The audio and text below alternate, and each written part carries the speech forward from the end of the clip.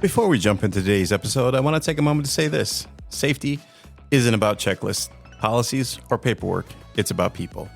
Welcome to Safety on Purpose, the podcast where we challenge traditional safety thinking and explore what it really takes to protect people, build trust, and lead with intention.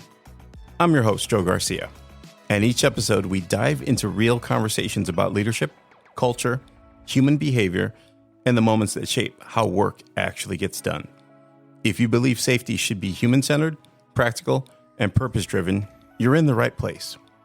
Make sure you subscribe wherever you get your podcasts and turn on notifications so you never miss an episode.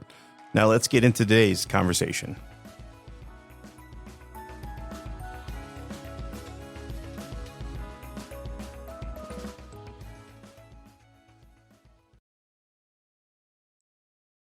Let's start with a question that might make you a little uncomfortable. Does your safety program look good, but somehow still falls short of the people it's supposed to protect? The policies are written, the training is completed, the binders, they're full, the audits, they're complete. And yet, the same injuries keep happening, the same shortcuts keep showing up, and the same conversations keep repeating. On paper, everything looks solid. In reality, something's still missing. Welcome to Safety on Purpose, where we talk about safety as it actually exists, not how it looks during an audit. Today's episode is about why so many safety programs look good, but don't actually work.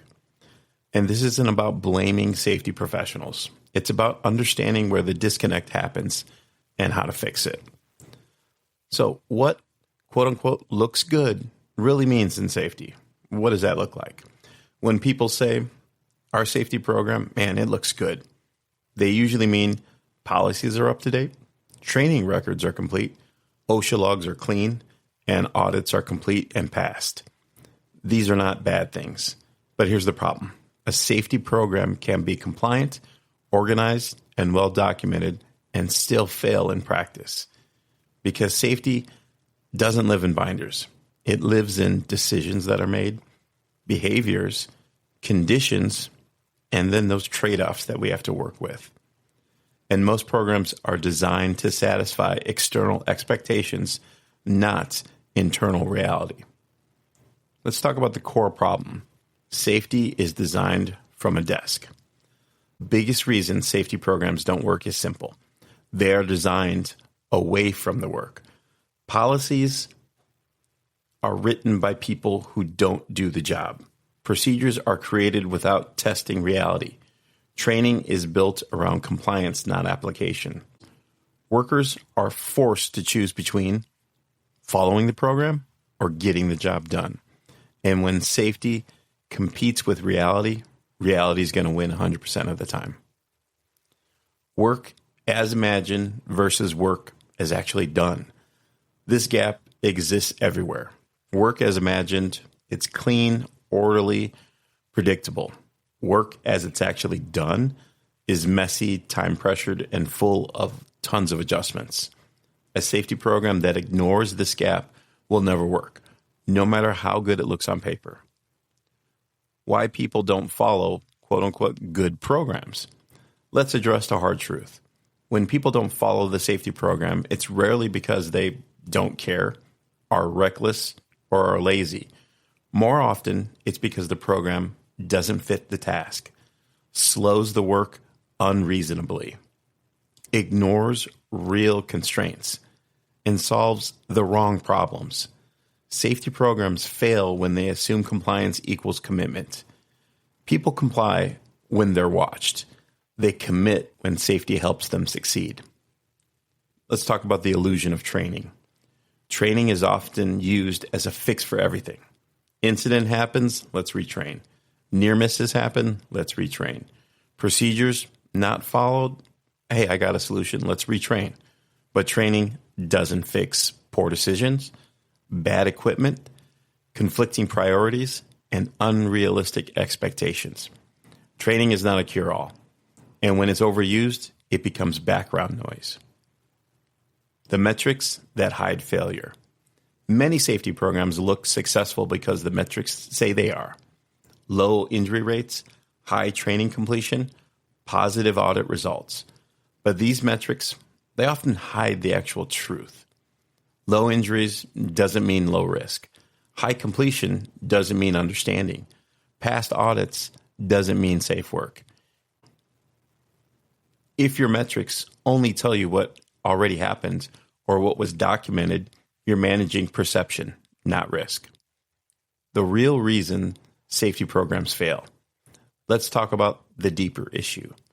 Number one, safety is added on, not built in. Safety is treated as an extra step, an additional checklist, a separate department. When safety isn't integrated into planning, scheduling, purchasing, and staffing, it becomes an obstacle instead of a support system. Number two, leadership says the right things but acts differently. Safety first means nothing if deadlines override hazards, shortcuts are rewarded, and problems are ignored until injuries occur. People follow actions, not slogans. Number three, accountability is inconsistent. Rules exist, but enforcement is selective. Some people get corrected, others don't. Inconsistent accountability teaches people safety depends on who's watching. That erodes trust fast. Number four, safety owns everything, so no one else does. When safety is responsible for training, inspections, investigations, and compliance, everyone else becomes a bystander. Safety should support ownership, not replace it. What a working safety program actually looks like. A safety program that works doesn't feel perfect. It feels practical, adaptive, honest. And a working program reflects how work is actually done, evolves when reality changes, involves workers in solutions, and focuses on serious risk, not just minor injuries. It prioritizes learning over blame and improvement over appearance. How to fix a program that looks good but still fails. If this episode feels uncomfortably familiar, that's not a bad thing. Start here. Go observe real work.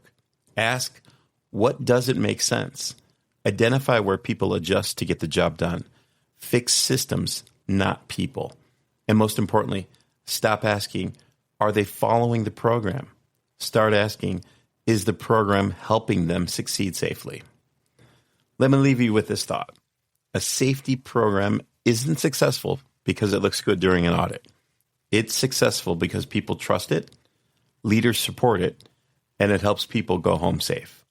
If your safety program looks good but doesn't work, that's not a failure. It's an opportunity to rebuild it on purpose. You have to find a reason to let people buy into what you're building. If they don't buy into what you're building, then you're just simply trying to fix something that isn't fixable until you convince people that this can actually work. You've got to show them the reason why they should do what you're trying to convince them to do. If you make your safety program, their work will become easier because they're following what you're laying out. When that work becomes the easy way, then it will become the safe way. That's where we have to lean into this. That's where we have to find and fill those gaps. A safety professional is not there to write programs and just sit there and write write-ups. You should sit there and coach. You should sit there and guide. You should sit there and be that gap filler. You need to be an advocate for the people. You need to be there to help them figure out how to make this program work in what actually is getting done on a day-to-day basis. If we sit back and we sit behind a desk all day and just continually write something and we don't find the solution, then you need to step back and take a look at how you're trying to find that solution. Because if you're not trying to find the solution with the workers, you're not trying to work with them to figure out how to make it work, then you're just going to keep spinning your wheels until you get frustrated and find another job. So if this episode resonated with you, share it with another safety professional who's frustrated by doing everything right and still seeing the same results. And if you want more real conversations about what safety actually looks like, make sure you subscribe to Safety on Purpose. As we wrap up today's episode, I want to leave you with this thought. Safety isn't about perfection. It's about intention. It's about the choices we make, the conversations we have, and the people we choose to protect every single day.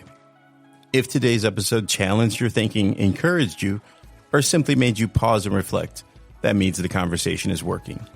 Safety on Purpose exists to help leaders and safety professionals move beyond compliance and build trust rooted in accountability and care. If you found value in this episode, please take a moment to follow or subscribe to the podcast wherever you listen to your podcasts, and consider sharing it with someone who leads people or influences culture. New episodes of Safety on Purpose are released bi-weekly with bonus content throughout the year designed to equip, challenge, and inspire the next generation of safety leaders. And remember, safety doesn't happen by accident. It happens on purpose. I'm Joe Garcia. Thanks for listening, and I'll see you in the next episode.